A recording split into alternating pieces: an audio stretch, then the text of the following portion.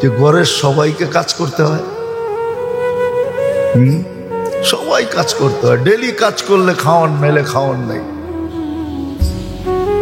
ওরা ভাবে ওরা বড় সুখে আছে, আসলে কোনো সুখ নাই। আমরা তো কাছের থেকে দেখি। হ্যাঁ, এই জন্যই তো আমরা তিতা হয়ে গেছি, নাইলে কবে চলে যেতাম। যদি আসলে কিছু থাকতো, চোখে দেখতাম, তাহলে কি বলেন, এত দুনিয়া ঘুরতে ঘুরতে এতদিন তো একটা না একটা দিলে লাগতো যে এই দেশে থেকে যাই। কই ছুটা তো চলে আসি বাংলাদেশে, ভাল লাগে না কেন? দেখতেছি তো ওদের দুঃখ দেখা আমরা দুঃখে বাইরে চলে আসি। হাসার জন্য না, সত্য। ওদের দুঃখ দেখা আমরা দুঃখে বাইরে চলে আসি। নাহলে মানুষ লাখ লাখ টাকা দিয়ে যাওয়ার জন্য পাগল। আমি কি পাগল নাকি? আল্লাহ এরকম ব্যবস্থা করে দিছে আজ থেকে না, আজ থেকে 10 বছর না 20 বছর আগের থেকে। ইচ্ছা করলেই ছুটে চলে যেতে পারি। আপনাদের উন্নত দুনিয়া, আমেরিকা কন, কানাডা কন, ইউরোপ কন, ইংল্যান্ড কন, অস্ট্রেলিয়া কন আর নিউজিল্যান্ড কন, আল্লাহ কোনো বাধা রাখে নাই। আলহামদুলিল্লাহ, সুম্মা আলহামদুলিল্লাহ, চলে যেতে পারি ইচ্ছা করলে। কিন্তু ওইখানে যাওয়ার পরে দুঃখ দেখলে আমি দুঃখের ঠেলায় বাইগা চলে আসি। বাংলাদেশ ভালো, আমার সোনার বাংলাই ভালো। এটার ভিতরে আল্লাহ মজা রাখছেন। হ্যাঁ, বরকত রাখছেন।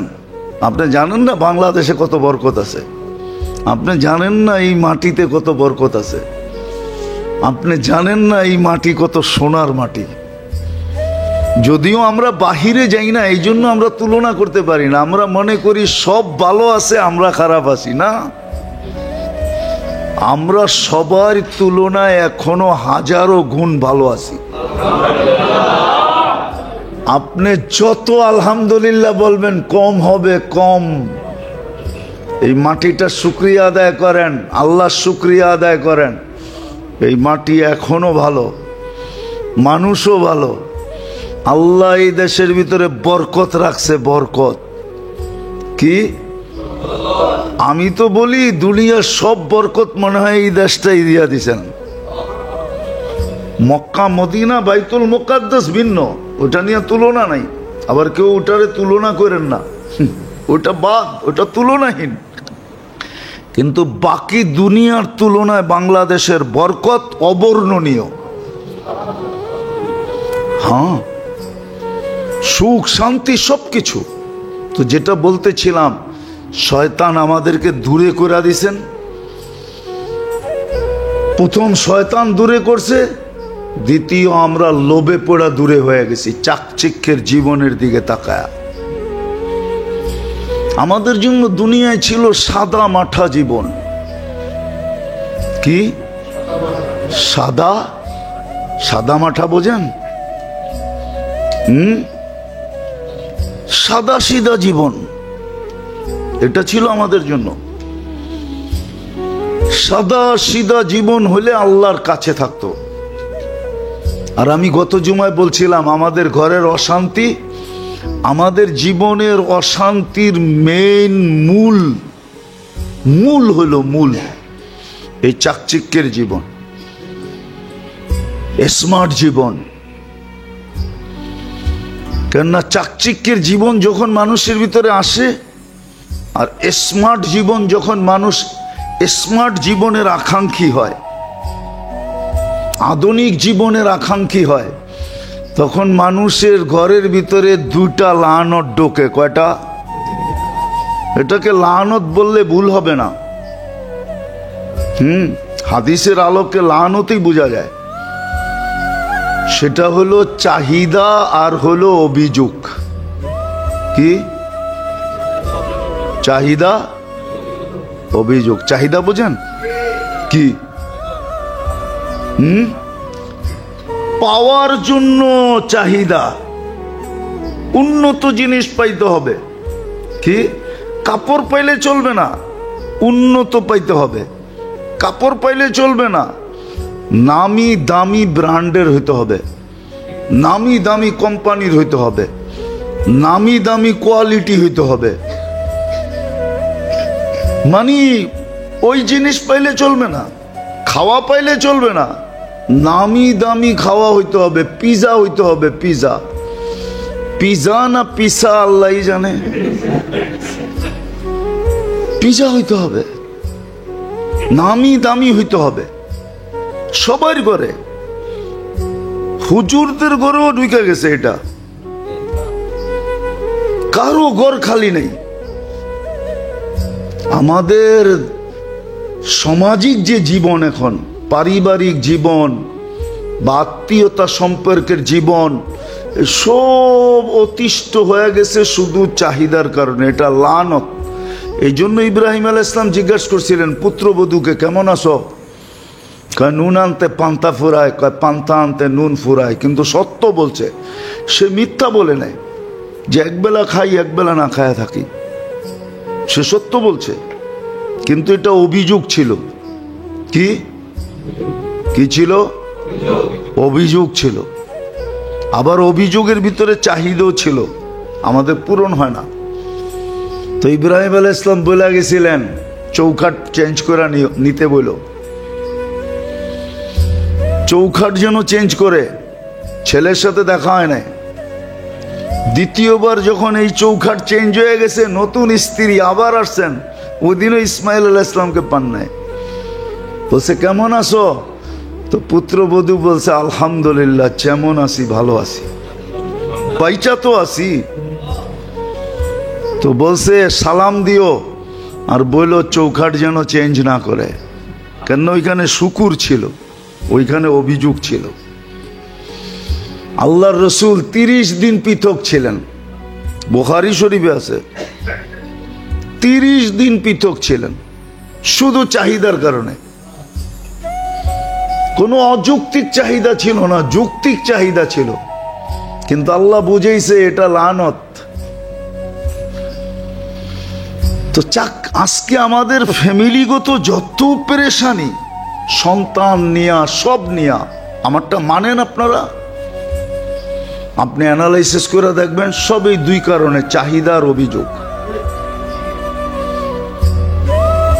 চাহিদার অভিযোগ। আর চাহিদার অভিযোগ যদি না থাকতো, তাইলে দুটা থাকতো, শুকুর সবর। যেমন পাইতো, কাপড় পাইলেই হয়েছে আলহামদুলিল্লাহ। শরীর তো ডাকা যাবে, শরীর তো ডাকা যাবে। কত বাড়িতে ডেল ঝগড়া হয়, সংসার ভাঙ্গা যাইতেছে।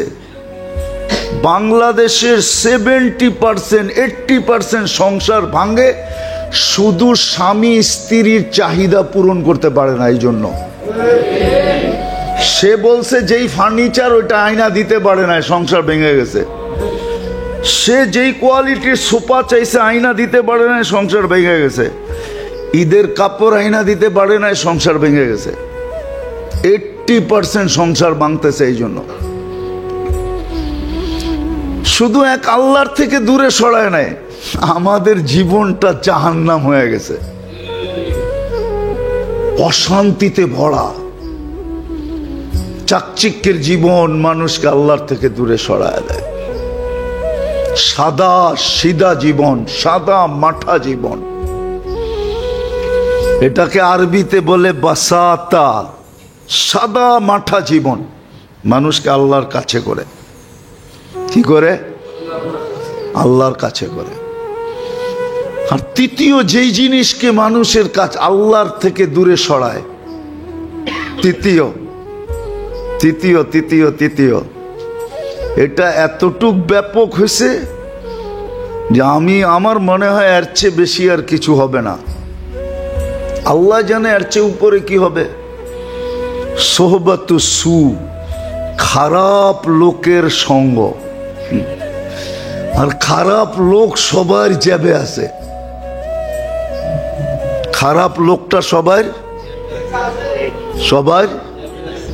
কি? খারাপ লোকটা সবার যাবে আছে। খারাপ লোকের সোহবতুসু, খারাপ লোকের। এই জন্য কোরআন হুকুম দিছে কুনু মা সাদিকিন, কুনু মা আল্লাযীনা তাকাও, কুনু মা সাদিকিন। খারাপ সোহবত। আজকে আমাদের এই খারাপ সঙ্গ আমাদের ছেলে পেলের জীবন বরবাদ করে দিতেছে। যুবক সমাজ তো পুরো নষ্ট হয়ে যেতেছে শুধু খারাপ সঙ্গের কারণে। নারী পুরুষ সব নষ্ট হয়ে যেতেছে খারাপ সঙ্গ। হ্যাঁ, আমার কথা মানে আপনারা বিশ্বাস করবেন না। 2008-এ আমার যখন এন্টার ইউরোপ সফর চলতেছিল, তা আমাকে ফ্রাঙ্কফুর্টে একজন লোক নিয়ে গেছিল। ফ্রাঙ্কফুর্ট, জার্মানির শহর ফ্রাঙ্কফুর্ট। তা আমাকে বলছে আপনি শুধু চুপে চাপে দেখবেন, কিচ্ছু বলবেন না, শুধু আপনাকে দেখায় নিয়ে চলে আসবো, এখানে বেশিক্ষণ থাকাও যাবে না। তো আমাকে গবেষণাগারে নিয়ে গেছে, শুধু গবেষণা চলতেছে, সারা দিন রাত্র শত শত লোক গবেষণা করতেছে যে আমাদের নবীজি আমাদেরকে নিষেধ করছেন কোন জিনিসের, কোন জিনিস থেকে নিষেধ করছেন। এবং ওইখানে রিসার্চ চলতেছে নিষেধকৃত জিনিসে কিভাবে লাগানো যায়, কোন পদ্ধতিতে, কোন টেকনিকে লাগানো যায়। শুধু এটা নিয়ে গবেষণা চলতেছে। সাকসেস। এই ইন্টারনেট ফেসবুক এই যা বলেন এগুলো সব ওইখান থেকে আসছে। ওইখান থেকে আসছে। ওই গবেষণার ফলাফল এগুলার উদ্দেশ্য হইল এটা যে হাম তো ডুবে হ্যাঁ সনম তুঝে লে ডুবেঙ্গে। সোহবতা সু, খারাপ সঙ্গ। এখন আর বাহিরে খারাপ সঙ্গে যে যাওয়ার দরকার হয় না, এখন কামরায় বসেই সারা রাত্র খারাপ সঙ্গে কাটানো যায় না? যায় না? হ্যাঁ, কাটানো যায় না? যায় না? সারা রাত্র দিন 24 ঘন্টা কামরার ভিতরে বসা থেকে খারাপ সঙ্গে জীবন কাটানো যায়। আল্লাহর থেকে দূরে সরানোর তৃতীয় জিনিস হলো খারাপ সঙ্গ। এই জন্যই হুকুম দিছিলেন কুনু মা সাদিকিন। এই জন্যই হুকুম দিছিলেন কুনু মা আল্লাযীনা তাকাও। ওদের সাথে হও, ওদের সাথে সময় দাও। এই জন্যই মনে হয় ইমাম গাজালি রহমতুল্লাহ আলাইহি এত শত বছর আগে কিতাব লেখা গেছেন যে তুমি সময় কোথায় বেশি কাটাবে। তো উনি 2 জায়গায় লেখছেন, তৃতীয় জায়গা লেখছেন কিন্তু ওইটা মনে হয় না পাইরা লেখছেন। তৃতীয় লেখছেন লা বুদ্দা মিনহু ফি হাজাতিন লা বুদ্দা মিনহু। ওই জায়গায় এতটুক সময় দিও যেটা না দিলে না হয়। প্রয়োজন যতটুক অতটুক দিও। দোকান হোক, ব্যবসা হোক, চাকরি হোক, বাকরি হোক, মেইল হোক, ফ্যাক্টরি হোক, অতটুক সময় দিও যতটুকু তোমার প্রয়োজন মেটা যায়, এর বেশি দিও না। বাকি সময় 2 জায়গায় দাও। চতুর্থটাও লেখছেন কিন্তু শব্দে বোঝা যায়। ঘরের কথা লেখছেন ফি বাইতিন ইউস্তার শব্দ আছে। সামান্য ছায়া নেওয়ার জন্য মাঝে মাঝে ঘরের ভিতরে কিছু সময় দিও। ফি বাইতিন ইউস্তার 4 জায়গায় লেখছেন উনি, 4 জায়গায়। কিন্তু 2 জায়গায় লেখছেন, কিতাবই লেখছেন। ওই রেসালার নামই হলো সাহাবা আইনা কাদাও হায়াতাহুম। সাহাবা জীবন কোথায় কাটাইছে। তোরই 4 জায়গা বাড়ি করছেন খুঁজা 2 জায়গায় সবচেয়ে বেশি সময় দিছেন। আর দুই জায়গায় সামান্য সামান্য, যেটা না হইলে নয়, সোহবত আমাদেরকে খায়া ফেলছে, আল্লাহর থেকে দূরে সরায়া ফেলছে। মেরে দোস্ত, ভালো মতে বোঝেন, কাজে দিবে সোহবত। এই জন্যই কোরআন বলছে সোহবত খারাপ লোকের সঙ্গ, সোহবতু সু বলে এটাকে, খারাপ লোকের সঙ্গ। আর বলছে নেক লোকের সঙ্গে থাকো, কুনু মা সাদিকিন, নেক লোকের সঙ্গে থাকো, নেক পরিবেশে থাকো, বেশি সময় নেক পরিবেশে দেখো। আপনি দেখেন একটা কথা, বিবেক দিয়া ভাবেন, এক ব্যক্তি মসজিদে বসে আছে, তিনটা জিনিস তো হবেই হবে, ঠিক না? একজন ফেরেশতা দোয়া করবে আল্লাহুম্মা আরহাম আলাইহি, আল্লাহ এর উপরে আপনি দয়া করেন। আরেক ফেরেশতা দোয়া করবে আল্লাহুম্মা গফির লাহু, আল্লাহ একে মাফ করে দেন, কেননা ও আপনার ঘরে বসা। তৃতীয় আরেকটাও লেখা আছে, নামাজের সওয়াব লেখা হইতে থাকবে। কিন্তু মসজিদে সময় কতটুকু দেয়?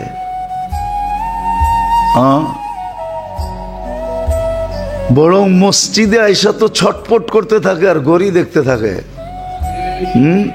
কি কি ছটপট করে মসজিদে আইসা, যে কখন বাইরে যাবো, কখন বাইরে যাবো, কখন বাইরে যাবো।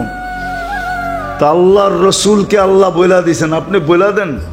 যারা মসজিদে এসে ছটপট করে, এটার নিদর্শন হইল ওর ভিতরে নেফাক আছে, নেফাক। হ্যাঁ, মুনাফিক মসজিদে আইসা ছটপট করবে।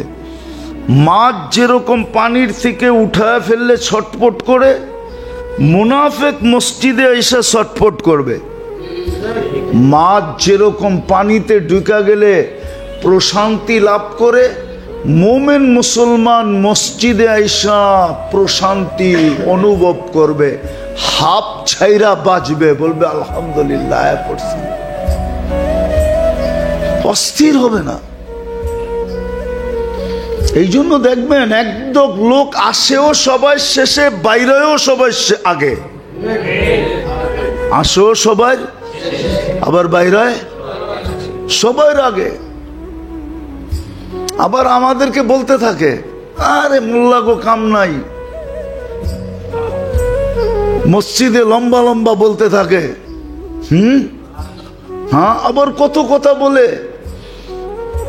কি বেতনভুক্ত তো টাকা হালাল করতেছে, অথচ অন্য জায়গায় এতক্ষণ বয়ান করলে মাসে যেটা পাই ওইটার 2 গুণ পাইতাম।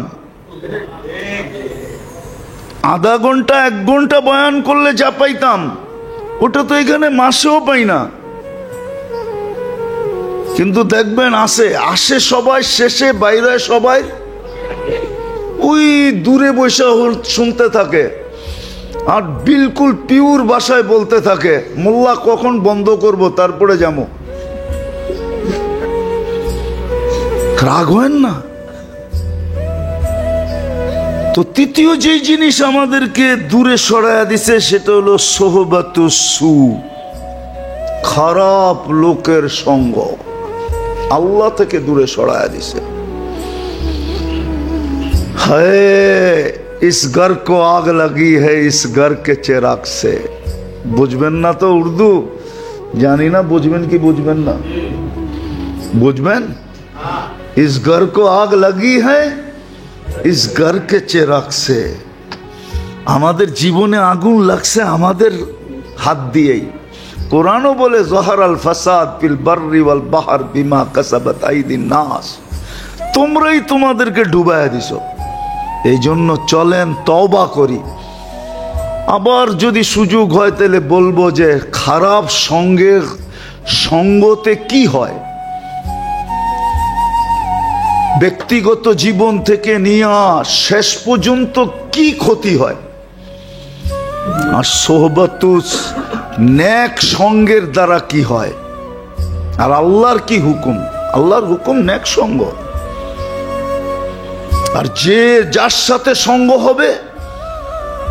এই জন্যই তো সাহাবী হাসতেছিল, আল্লাহর রসুল বলে এত ফুর্তি কেন, আমার তো চিন্তায় ঘুম আসে না, তুই এত হাসস কেন?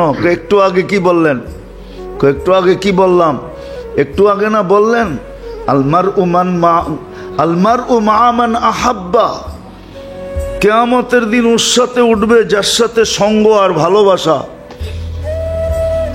আল্লাহ রসুল বলে এটা তো বলছি, তো ঠিকই বলছি।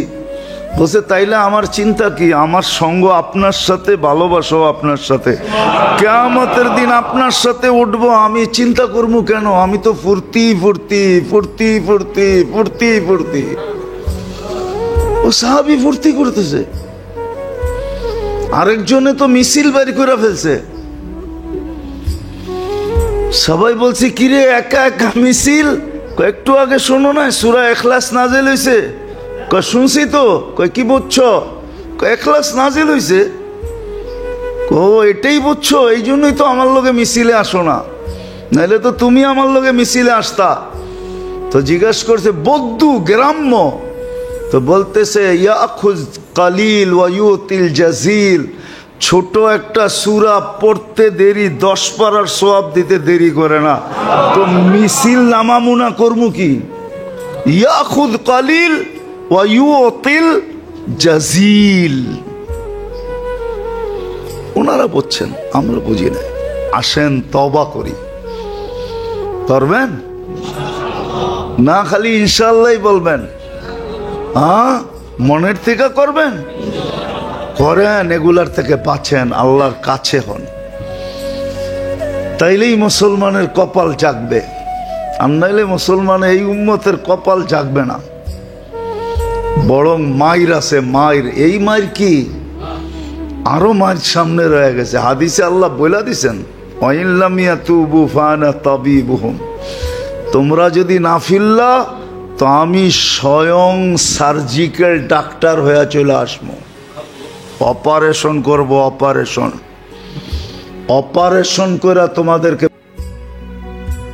স্ত্রীর বাচ্চা হবে, আমেরিকাতে নিয়ম হলো রুগীকে হাসপাতালে দিয়া চলে যাবে, বাচ্চা হবে, বাঁচলে বাঁচলো, সবকিছু ওরা কমপ্লিট করে আপনাকে 2 দিন 3 দিন পরে ফোন দিবে, আপনি এসে নিয়ে যাবেন। কিন্তু স্বামী তো নাছোড়বান্দা, ভর্তি করছে ঠিক, কিন্তু সর্বক্ষণ দাঁড়ায় আছে। তো সবাই জিজ্ঞেস করছে তুই দাঁড়ায় আছিস কেন? তোরে বুঝাইছে বল, তোর শরীরের একটা অঙ্গ অর্ধেক যদি কোথাও থাকে তাহলে আর অর্ধেক ওর সাথে থাকবে না পৃথক থাকবে? বলছে শরীর তো একটা, এটাকে তো অর্ধেক করা যায় না। তো বলে এ তো আমার অর্ধাঙ্গনী। কি অর্ধেক অঙ্গ না? তো আমি ওর থেকে পৃথক থাকি কি করে? ও তো 10 মাস কষ্ট করলো আমার বাচ্চার জন্য, আমি ওর জন্য 2 দিন কষ্ট করতে পারবো না? এই স্বামী স্ত্রীর ভালোবাসার টান দেখা, এটা ইসলামই আছে, আর কোথাও নাই। ওই নার্স মুসলমান হয়ে গেছে, বলছে আমি মুসলমান হইলো কি আমার স্বামী হইলো এরম করবে আমার জন্য? বলছে অবশ্যই, এটা আমাদের ইসলামের নীতি। মুসলমান হয়ে গেছে। কি আমাদের ভিতরে এটা নাই? না নাই? বাপকে হাসপাতালে ভর্তি করায় সন্তানরা পালা বদল করে থাকে না, 24 ঘন্টা থাকে না? কখনো ছেলেরা থাকে, কখনো মেয়েরা থাকে, ঠিক না? না থাকে না? না ফালায় দিয়ে চলে আসে, বেঁচে গেলে বাড়ি পাঠায় দিও, মরা গেলে প্যাক করে দিও, এটা বলে? হ্যাঁ, ওদের দেশে তো এই সিস্টেম।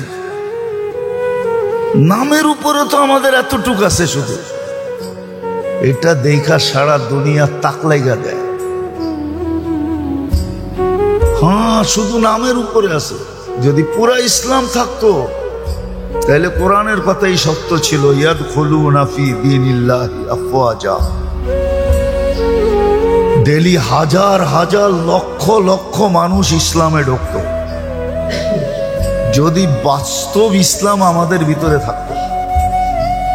নাই, আজকে ইসলাম আমরা ফুটায় উঠাইতে পারি না, দেখাইতে পারি না যে ইসলাম জিনিসটা কি। আর এটা কারণ হলো আল্লাহর থেকে দূরে। এই জন্য আল্লাহর কথাই সত্য। আমি আরেকটা হাদিস দিতেছি, আল্লাহ নিজে বলতেছে, ইয়া ইবনা আদম ইন রাদিতা বিমা কাসসামতু লাক, আমি যা নির্ধারিত করলাম তা যদি করলি, আরিহতু লাকা জিসমাকা ওয়া নাফসাক, আমি তোর শরীরটাকেও শান্তি দিব, তোর চিত্তটাকেও শান্তি দিব। চিত্ত চিনেন? আরে চিত্ত চিনেন কি? আত্মা, মন, এটারও শান্তি দিয়া ভরে দিব। ওয়া তাকুনু ইনদি মাহমুদা, তুই আমার কাছে প্রিয় পাত্র হবি। ওয়া ইল্লাম তারদা বিমা কাসসামতু লাক, আর আমি যা তোর জন্য নির্ধারিত করলাম ওটা যদি না করলি, তো উসাল্লিত আলাইকা দুনিয়া, দুনিয়া তোর উপরে আমি চাপায়া দিব।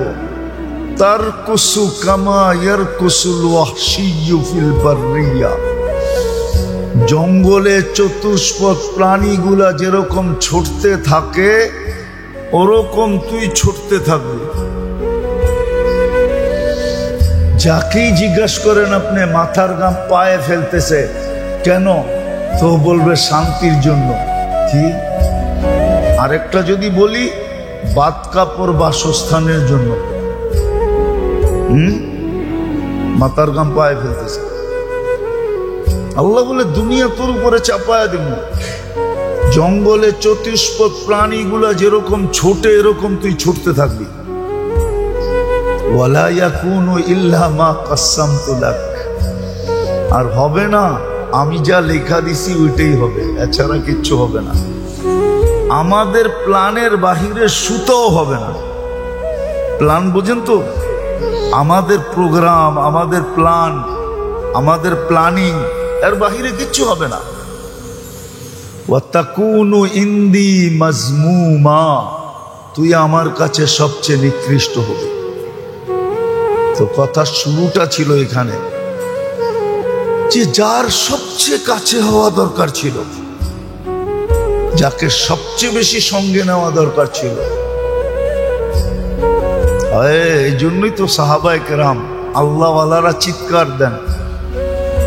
আল্লাহওয়ালাদের সর্বপ্রথম কথাই হয়, মাইয়া রব্বি, আল্লাহ আমার সাথে আছে। অথবা আল্লাহওয়ালাদের কথা এটাই হয়, মাইয়া রব্বি, মাইয়া রব্বি, রব আমার সাথে, ওয়ানা মা রব্বি, আমি আল্লাহর সাথে। এই দুই স্লোগানই। এই জন্য খালেদ রাদিয়াল্লাহু তাআলা আনহুকে কেউ কোনোদিন ভীতি প্রদর্শন করতে পারেন না। ওনার জীবনে এক কাহিনী নাই যে উনি কোনোদিন ভয় পাইছে। চাই সামনে লক্ষ হোক, লক্ষ লোক যদি হয় তো উনি ভয় পাইতেন না। ওনাকে জিজ্ঞেস করছে, খালেদ তুমি এরকম নির্ভীক থাকো কেমনে? নির্ভীক থাকো কেমনে? নির্ভীক বুঝেন তো? কোনো ভয় নাই, কোনো ভয় নাই। সাহাবায়ে কেরাম সবাই, শুধু উনি না, নির্ভীক থাকতেন। কিন্তু খালেদ রাদিয়াল্লাহু তাআলা আনহুটা সবচেয়ে বেশি পাওয়া যায়, উনি নির্ভীক থাকতেন। 60,000 উনি নির্ভীক একা। ওনার স্লোগানই ছিল, মাইয়া রব্বি লাইসা মাহুম রব্বা, আমার সাথে আল্লাহ আছে, এদের সাথে আল্লাহ নাই। আমার মনে হয় উনি আল্লাহকে সবসময় দেখতেন।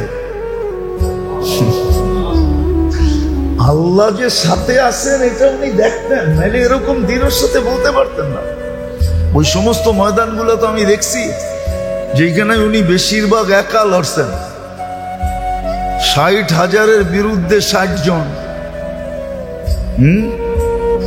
60,000-এর বিরুদ্ধে একজনের সামনে 1,000। কত?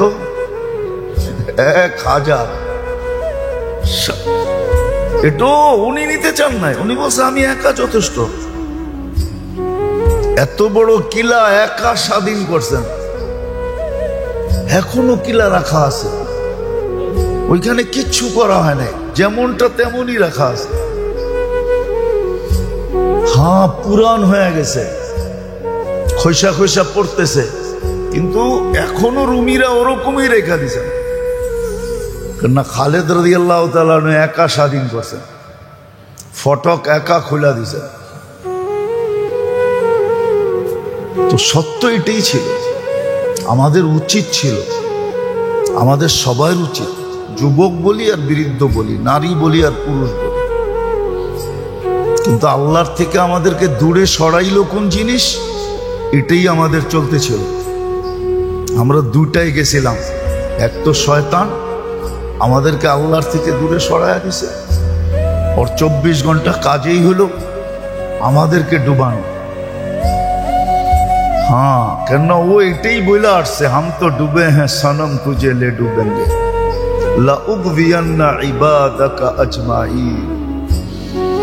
যতই ভালো বলেন, যতই প্রিয় পাত্র বলেন, যতই এবাদ এবাদ বলে চিৎকার দেন, আপনি জানেন না এবাদ শব্দের অর্থ কি?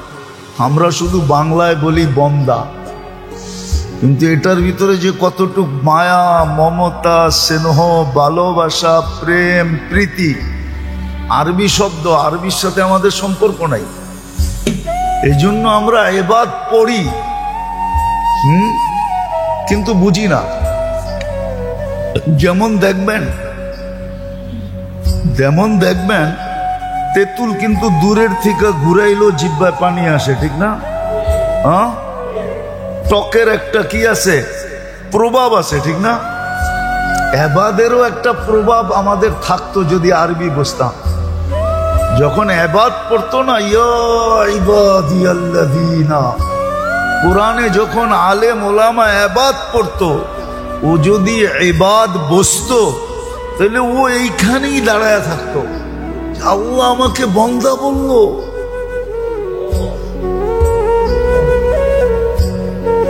এই ভালোবাসার ভিতরে ও হারায় যেত, এইখানেই দাঁড়ায় তাকায় থাকতো। ঢাকায় শব্দ বলে না, টাস্কি লেগে যেত, এইখানেই ও হারায় যেত। আল্লাহ আমাদেরকে বন্দা বলছেন, বন্দা। ভালোবাসা, এটার ভিতরে ভালোবাসা, প্রেম, প্রীতি, মায়া, মোহাম্মত, স্নেহ, ইয়ারি, দোস্তি, এতটুকু এই শব্দের ভিতরে আছে যেটা বর্ণনা দেওয়া, মাপ করার মতো মিটার আমার কাছে নাই। আমি বুঝাইতে পারতেছি না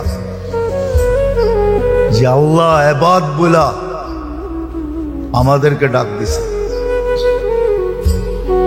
তো যেটা বুঝাইতেছিলাম, কি বুঝাইতে যে কোত্থেকে চলে গেলাম, যে আল্লাহর কাছে হওয়া দরকার ছিল, উদাসীন হওয়া উচিত ছিল।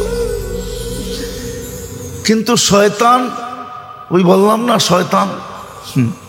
শয়তান বলেই আসছে, হাম তো ডুবে হ্যাঁ সনম তুঝে লে ডুবেঙ্গে। আমি ডুবছি, একটাকেও ভালোবাসা রাখবো না, সবদিকে ডুবে ছাড়বো, যতই আপনি বন্দা বলেন। কেননা আমি ওদেরকে বন্দা শব্দটা বুঝতেই দিব না, কসম খোদা। আমরাও বুঝি না,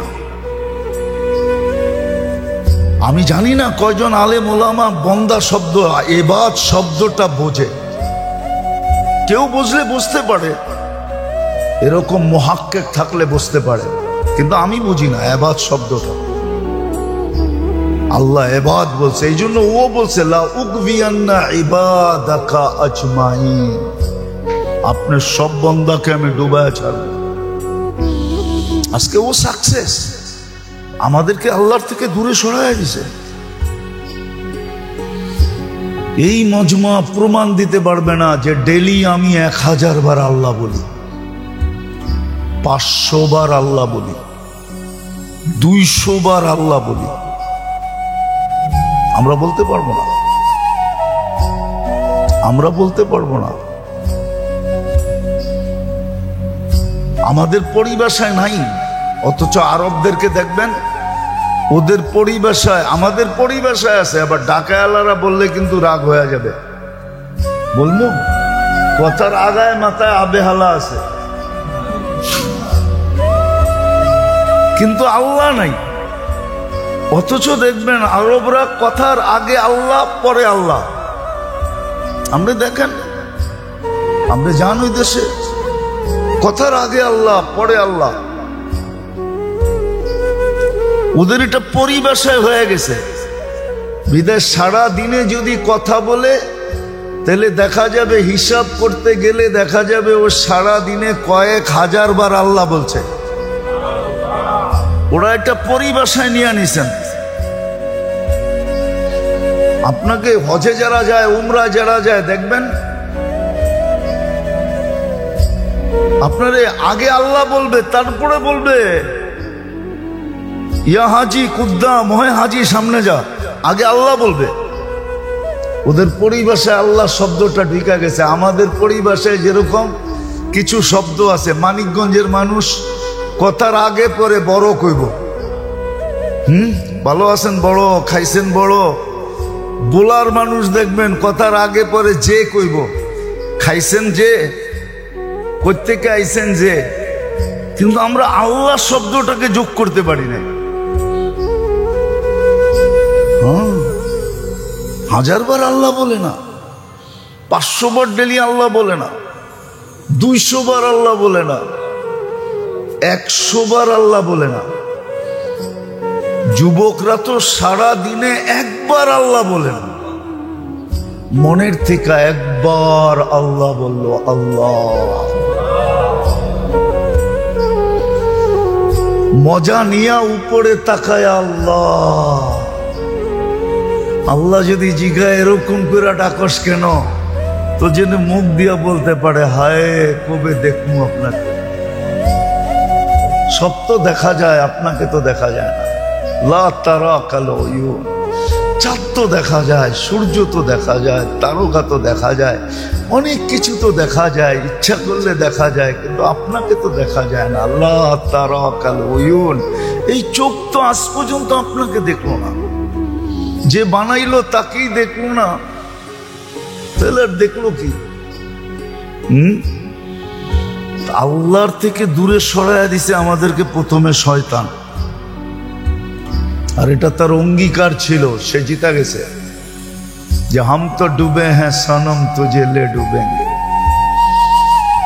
দ্বিতীয়, আমাদেরকে আধুনিক জীবন আল্লাহর থেকে দূরে সরাইয়া দিছে, চাকচিক্যের জীবন। আমরা স্মার্ট হইতে যাই আল্লাহ হারায় ফেলছি, স্মার্ট হইতে যা,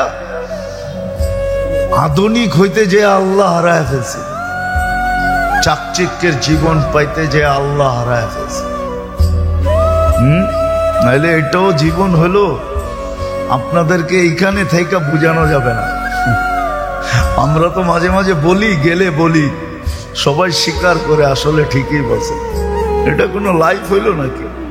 হয় আমি বরিশালের ফ্যামিলি চিনি, বরিশাল, আমাকে চিনাইতে হবে না, নাম বলবো না। আমি গোর নদীর ফ্যামিলি চিনি, গোর নদী আমেরিকাতে আছে, চিনি আমি গোর নদীর ফ্যামিলি চিনি। মা বাবাকে নিয়ে গেছে, মা বাবা এখন চোখের পানি আর ঝরায়, আর বলে আমার জানা ছিল না বুড়া বয়সে আমাদের দুইজনকে নিজের পেটের সন্তানের ঘরে চাকর হইতে হবে, চাকর। বিশ্বাস হয় না? হয়, কেননা স্বামী স্ত্রী দুইজনই চাকরি করে, দুজন চাকরি করে। মা বাবাকে নিয়ে গেছে, গ্রিন কার্ড দিব, আমেরিকাতে থাকবে, আমেরিকান পাসপোর্ট হবে, তুমি আমেরিকান নাগরিক হবে। এত সুন্দর জান্নাতের মতো দেশ, তুমি যাবে না তো যাবে না কেন? ফুসলায় নিয়ে গেছে, কেননা বাচ্চাগুলাকে যদি চিলড্রেন কেয়ারে দেয় তো ডেলি লম্বা লম্বা মাসে মাসে ডলার গুনতে হবে। মা বাবাকে নিয়ে গ্রিন কার্ড ধরায় দিয়া ঘরটাকে হাতে দিয়া দিছে, বাচ্চাগুলা দেখা রাখবা, ঘরটাকে গোছায় রাখবা, পাকশাক করে রাখবা, কাপড়গুলা মেশিনে ধুয়া রাখবা। আমরা দুইজন কামাইতে যাইতেছি, যেদিন একটু 19-এর থেকে 20 হয়, ছেলে কিছু না বলতে পারলেও বউ চোখ এরকম বড় বড় করে, বড় বড় পিওর বরিশাল্লা ভাষায় বা আঞ্চলিক ভাষায় বলে, গ্রিন কার্ড দিয়ে নিয়ে আসলাম, পাসপোর্ট দিলাম, আমেরিকায় থাকো, এরকম সুখে রাখি, তারপরে ঘরটা গুছিয়ে রাখতে পারবো না। দেখো না আমরা কাজে যাই। এটা হলো কালচার। আমরা চিনি বহুত মানুষের চোখের কান্না এখানে রেকর্ড আছে। একটু সুখে থাকার জন্য আমেরিকা গেছে, সন্তান হারায় গেছে, সন্তান হারায় গেছে, স্ত্রীকে গ্রিন কার্ডের পর লাগায় দিছে, কয়েকদিন পরে স্ত্রী উড়াল দিছে। আমরা চিনি, আমাকে চিনাইতে হবে না। এই জন্য সূর্য মেসেজ দিতে দিতে আজকে পশ্চিমাদের ভালোবাসা আমাদেরকে ডুবাইতেছে। এই জন্য আমরা নির্যাতিত, এই জন্য আমরা নিষ্পেষিত, এই জন্য আমরা লাঞ্ছিত, এই জন্য আমরা বঞ্চিত, এই জন্য আমরা অবহেলিত, এই জন্য আমরা দীক্ষিত, এই জন্য আমরা নিষ্পেষিত। দ্বিতীয় আরেকটা হলো, দ্বিতীয় আল্লাহর ভালোবাসা এখানে নাই, রসুলের ভালোবাসা নাই। যদি আল্লাহর ভালোবাসা থাকতো, আমি পুরো গড় নদীতে হাতে পায়ে হাত রেখা বলতেছি এই যুবকদেরকে, একজনও এখানে নাই। অথচ ঈদের চুল কাটার 7 দিন আগ থেকে ইন্টারনেটে চুলের ডিজাইন দেখতে থাকে, চুলের ডিজাইন। 7 দিন পরে যে ডিজাইন পছন্দ হয় ওটাকে স্ক্রিনশট দেয়, তারপরে সেলুনে নিয়ে যায়, বলে এই ডিজাইন তোমার দোকানের ডিজাইন চলবে না। আজ পর্যন্ত একজন যুবক নাই যে সেলুনে যায় কোনোদিন বলছে যে আজকে নিয়াত করে আসছি আমার নবীর আদর্শ মতো আমাকে চুলটা কেটে দিবে। তুমি যদি আদর্শ মতো না চিনো, তাইলে আমি ফোন নাম্বার নিয়ে আসছি হুজুরের, হুজুরকে ফোন করে জিজ্ঞাসা করো আমার নবীজির আদর্শ মতো চুল কাটা কিরকম, আমি ওরকম কাটতে চাই। যদি প্রশ্ন করে কেন, বলে আজকে দেখা হোক আর না হোক, কিয়ামতের দিন তো দেখা হবে, যখন দেখা হবে তো আমি পাশে যারায় হাত পাতার সুযোগ পাবো। বলে সেটা আবার কি?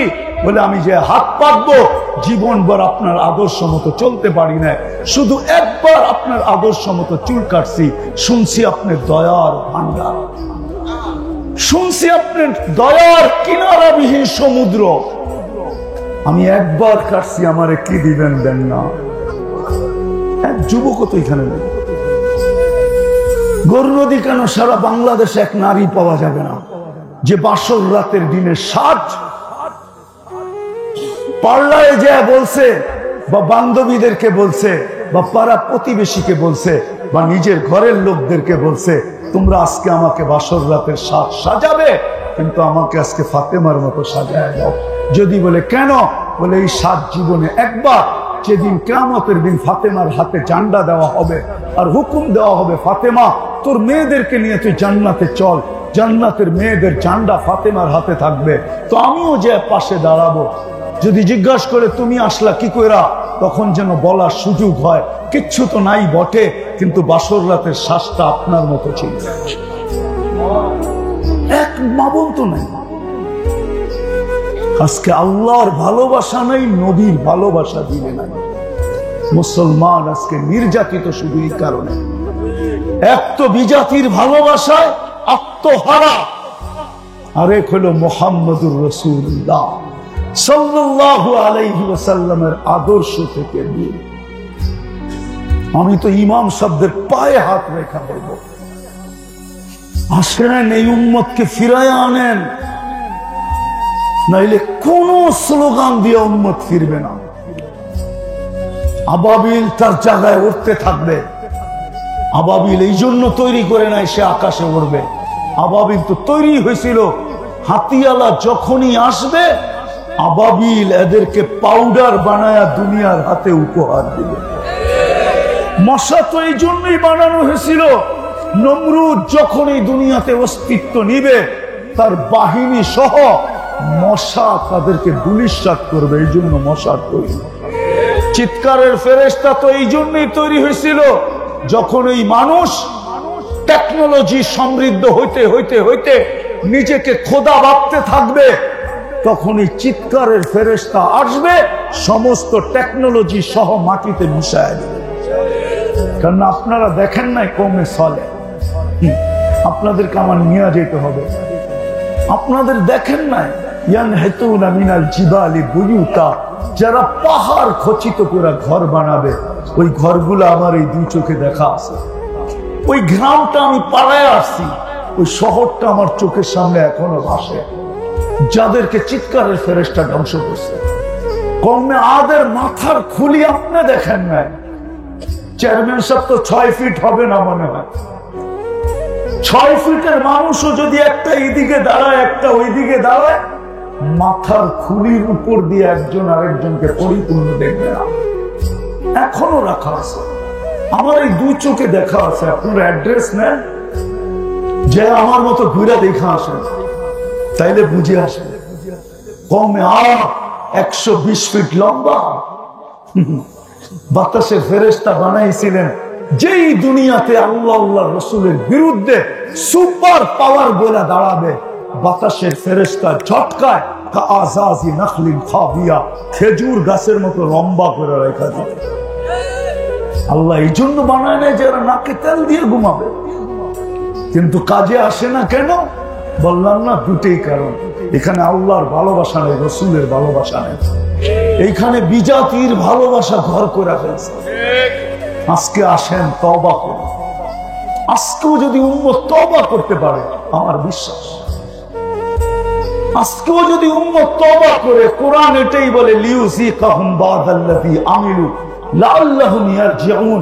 আল্লাহ বলে আজকে যদি ইউটার্ন নিতে পারো, আজকে যদি তোমরা তওবা করতে পারো, তো তোমাদের হাত কালো করব না। কিভাবে করবো এটা আমি জানি, কিভাবে করবো আমি। কি তওবা করতে রাজি?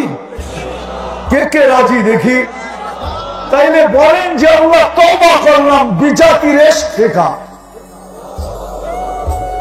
জানি না যুবক করতেছে কি করতেছে না।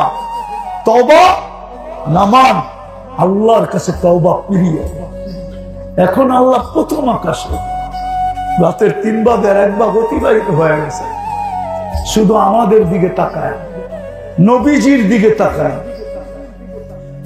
তওবা করুন, দ্বিতীয় নবীর আদর্শে আদর্শবান, যেই নবী আমাদের জন্য কোনোদিন চোখের পানি শুকাইতে দেন নাই।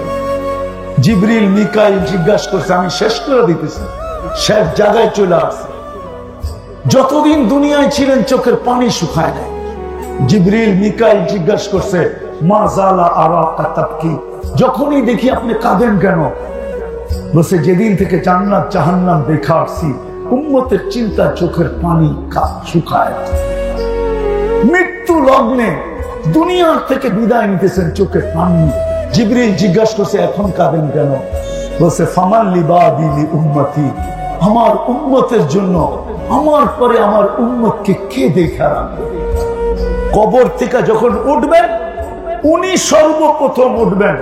মানব জাতির ভিতর থেকে উনার আগে কেউ উঠবে না। উঠেই জিজ্ঞাসা করবে, জিবরিল আইনা উম্মতি, আমার উম্মত কোথায়? আরেকটা বললে আপনারা রাগ হয়ে যান কিনা জানি না।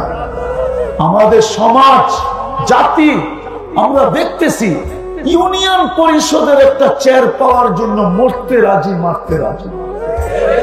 কিন্তু কাল কিয়ামতে আমাদের নবীজিকে আল্লাহ মাকামে মাহমুদ দিবেন। মাকামে মাহমুদ, মাকামে মাহমুদ সম্বন্ধে আপনাদের ধারণা নাই যেটা কেমন চেয়ার। আল্লাহ 2টা চেয়ার বানাইছেন, একটা নিজের জন্য, একটা বন্ধুর জন্য। আল্লাহটাকে বলে কুরসি, বন্ধুরটাকে বলে মাকামে মাহমুদ। ফাতাহাজ্জাত বিহি নাফিলাতান লাক আসা আইয়াবাসাকা রাব্বুকা মাকামান মাহমুদা। ওই চেয়ার আল্লাহর পাশে লাগানো হবে, আল্লাহ নবীজিকে উঠায় নিয়ে যাওয়া হবে, কিন্তু বসবেন না, শুধু হাত রেখা দাঁড়ায়। বলবে, বন্ধু বসেন না কেন? আপনার জন্যই তো। বলবে, বসবো না। বলছে, কেন? বলছে, উম্মতকে প্রতিশ্রুতি দিয়ে আসছি, মাওইদুকুমুল হাউস, হাউজে কাউসারের প্রতিশ্রুতি দিয়ে আসছি, নিজের হাতে পানি পান করাবো। চেয়ারে বসা গেলে উম্মতকে পানি পান করাবে কে? আমি বসবো না। উম্মত উঠতে দেরি, ছুটে যেতে দেরি করবেন না। তারপরে বসে, তারপর বসে বসে, তারপরও বসবো না। কেন? বসে মিজানের কাছে ছুটে যাব। আপনি প্রতিশ্রুতি দিছেন আমাকে, সালতু তা শাফি তু শাফা লা ইউখজিকা ফি উম্মতিক, লা ইউখজিকা ফি উম্মতিক, সাউফা ইউতিকা রাব্বুকা ফাতারদা। মিজানের ওইখানে যে মনিটরিং করব, পাল্লা দেখতে থাকবো। যদি সামনে না ঝুঁকে তো ওইখান থেকে সুয়ালের হাত উঠায়া দিব, চাওয়ার হাত উঠায়া দিব। ওইখানে বসে সুপারিশ করতে শুরু করব, ওইখানে বসে চিৎকার দিতে থাকবো। আপনি না আমাকে রাজি করবেন, পাল্লা ঝুঁকে না, আমি রাজি হব না। আপনি না প্রতিশ্রুতি দিছেন যে আমাকে লজ্জিত করবেন না, পাল্লা তো সামনে ঢুকে না, আমি লজ্জিত হয়ে যাব। আমি মিজানের কাছে ছুটবো। বলছে তারপর আমি পুলসিরাতের পারে দৌড়াবো।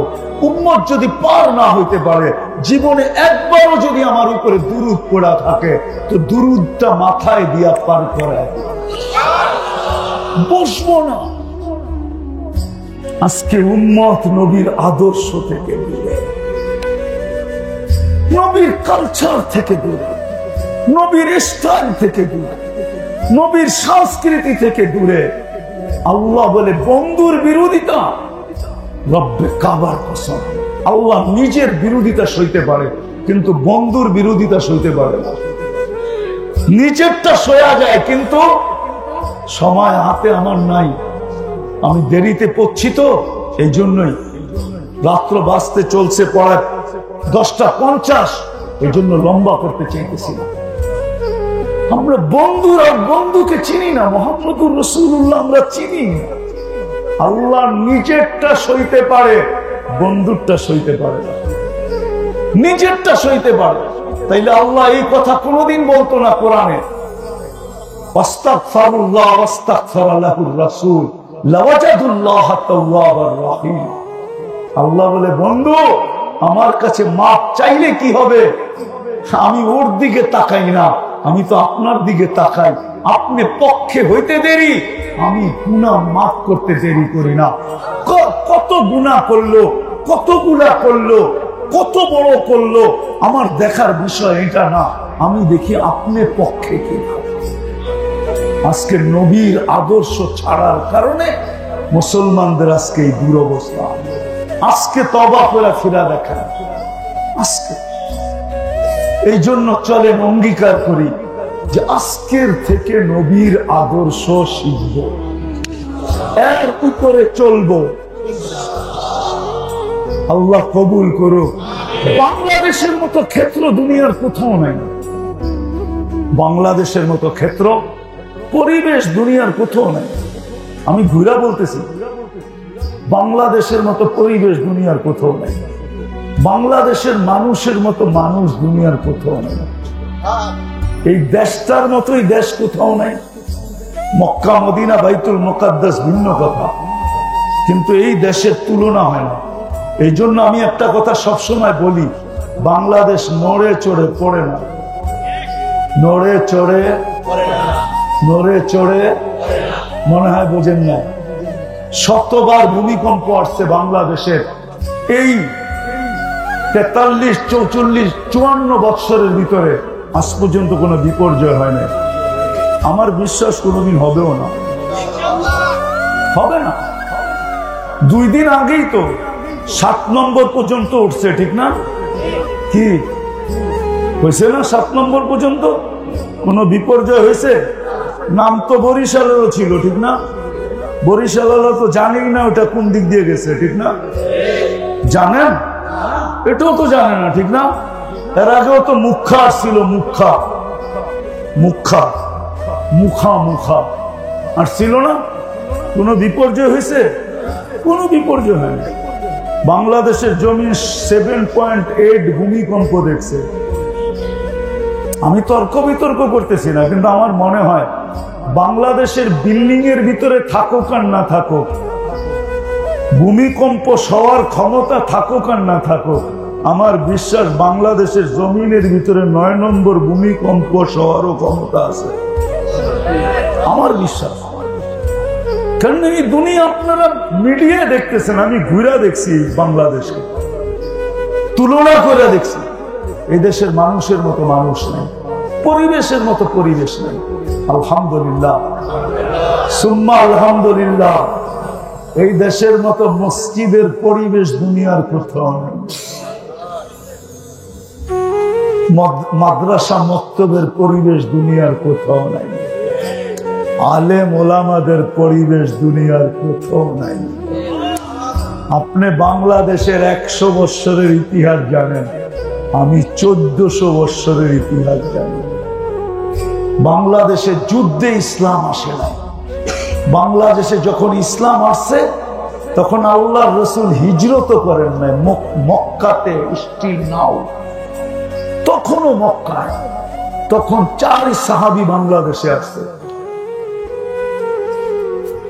আবু ওয়াক্কাস, ওহাব ইবনে মালিক, কাসেব ইবনে হুযাইফা, উরওয়া ইবনে সাসা। 2 জন এখান থেকে চীনে গেছেন, 2 জনের কবর এখনো বাংলাদেশের মাটির নিচে আছে। প্রথম রেওয়ায়েত এটা তারিখী, দ্বিতীয় হলো ওমর রাদিয়াল্লাহু তাআলা আনহুর জামানায় বাংলাদেশে ইসলাম আছে। ওনার শাসন আমলে বাংলাদেশের ইতিহাস অনেক পুরাতন। এই দেশের মতো পরিবেশ নাই দুনিয়ার কোথাও, এত আলেম ওলামা আল্লাহওয়ালা দুনিয়ার কোথাও নাই। এই জন্য বলতেছি, পরিবেশ আছে বিদায় এই ইমামদের কাছ থেকে, হক্কানি আলেমদের কাছ থেকে, আল্লাহওয়ালাদের কাছ থেকে নবীর আদর্শ শিখি। এখনো ফিরে আসেন, এখনো ফিরে আসেন, সুযোগ আছে। যদি ফিরে আসেন তাহলে এখনো ফিরে আসেন, হক্কানি আলেমদের থেকে শিখেন, আল্লাহওয়ালাদের থেকে শিখেন। বরিশালের মানুষ, বাংলাদেশে অভাব নাই হক্কানি আলেম, আল্লাহওয়ালা। আমি এইখানে এই গোর নদীতেও 2 জনকে চিনি যিনারা বড় আল্লাহওয়ালা, যদিও গোর নদীর মানুষ চিনি কিনা আমি জানি না।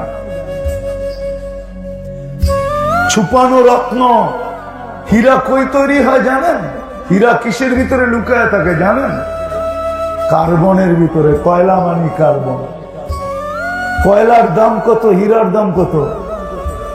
কি 10 গুণ বেশি হইব? কয়লার কেজি কত? আচ্ছা, হীরার কেজি নিলে 100 কোটি টাকা হবে। 1 কেজি ওজনের হীরা দুনিয়াতে নাই, একটাই আছে কোহিনূর, এটাও 1 কেজি না। ওইটা দেখেই মুসলমান বাদশা বলছিল কোহিনূর, আমরা বলি কোহিনূর। এটা কোহিনূর না, এটা কোহিনূর, আলোর পাহাড়। ওটাও 1 কেজি না। এই গোর নদীতে আল্লাহওয়ালা আছে লুকানো, গোর নদীর মানুষ ছিল না। এই জন্য এদের কাছ থেকে শিখি। শিখবেন? হ্যাঁ না? মনে হয় সবাই রাজি? হ্যাঁ, যে এদের কাছ থেকে নবীর আদর্শ শিখব। আর সর্বশেষ আল্লাহ রসুলের সবচেয়ে বড় আদর্শ, দুনিয়াতে আসতে দেরি, সেজদা করতে দেরি করেন না। ওইদিকে গেলে হারায়া যাবে। সেজদা করতে দেরি করেন না, মাত্র মার পেটের থেকে বাহির হয়ে চাদরে রাখছেন, সেজদা করতে দেরি করেন না। লম্বা সেজদা মেসেজ দিছেন আমাদেরকে, যাওয়ার সময় চিৎকার দিছেন আসসালা আসসালা। এই জন্য পায়ে হাত রেখা বলবো, আসেন আজকের থেকে আমার আওয়াজ যতটুকু যায় নারীদের কাছে পৌঁছুক আর পুরুষের কাছে পৌঁছুক, যুবকের কাছে পৌঁছুক আর বৃদ্ধের কাছে পৌঁছুক। আজ থেকে অঙ্গীকার করি আর কোনদিন নামাজ ছাড়বো। আমার বিশ্বাস রব্বে কাবার কসম, আজকে যদি 200 কোটি মানুষ আজকের থেকে নামাজ পড়তে শুরু করে, কালকের দুনিয়ার চেহারা চেঞ্জ হয়ে যাবে। আরে মেরে দোস্ত, সত্য এটাই, অ্যাটম বোমের পাওয়ার বড় না, মশার যতটুকু পাওয়ার আছে। অ্যাটম বোম মানুষের তৈরি, মশা আল্লাহর তৈরি। নমরুদের রাজত্ব ছিল 800 বৎসরের। কত? কোন অপোজিশন পার্টি ছিল না। ইতিহাস উঠান, মশা ঢুকার আগে 400 বৎসর, মশা ঢুকার পরে 400 বৎসর। দুনিয়ার ইতিহাসে একটা লংরা মশা পাওয়া যায় যাকে আল্লাহ 400 বৎসর বয়স দিয়েছিলেন। ওটা নমরুদের নাকে যেটা ঢুকছিল ওইটাই। 400 বৎসর সেজদার সাথে যে আসতো সেজদা করতো, আর 400 বৎসর ছিল জুতার বাড়ির সাথে, যে আসতো মাথায় একটা জুতা দিয়ে বাড়ি দিত। ওই আল্লাহ এখনো জীবিত, ওই আল্লাহ আল আন কামান খান। শুধু আমরা না ফিরার কারণে আজকে আমাদের এই দুর্দশা। এই জন্য মেরে দোস্ত, আজকের থেকে নামাজ ছাড়বো। আর প্রেক্ষাপট হিসাবে একটা কথা বলি, আসেন, আপনার মতো আমারও দিলে রক্তক্ষরণ হয়, প্রতিবাদে আমরাও ফাইটা পড়তেছি। সত্য কথাই মেমর সাহেব বলছেন, আমাদের সরকার প্রধানরাও, আমাদের প্রধানমন্ত্রীও প্রতিবাদ করছেন, করতেছেন, করবেন। এটাই উনার কথা যে আমি ইসরায়েলের পক্ষে, বাংলাদেশ ছিল, আছে এবং থাকবে। সত্য এটাই, কিন্তু শুধু প্রতিবাদই যথেষ্ট না। আজকের থেকে আমরা অঙ্গীকার করি, প্রতিদিন 2 রাকাত সালাতুল হাজাত পড়া আমরা আল্লাহর কাছে বলি। এখন তো আমরা ওয়েদারে বলতেছি, খোলা আকাশে বলতেছি, আমরা আল্লাহর কাছে 2 রাকাত পড়া বলবো। কে কে পড়বেন দেখি? অঙ্গীকার কিন্তু যে 2 রাকাত পড়া, আমার বিশ্বাস হইতে পারে কারো 2 রাকাত যে আরো সে হিট করবে। আরো সে আল্লাহ জিজ্ঞেস করবে আরশকে, কাঁপিস কেন? দেখেন না আপনার বান্দা হিট করতেছে, দেখেন না?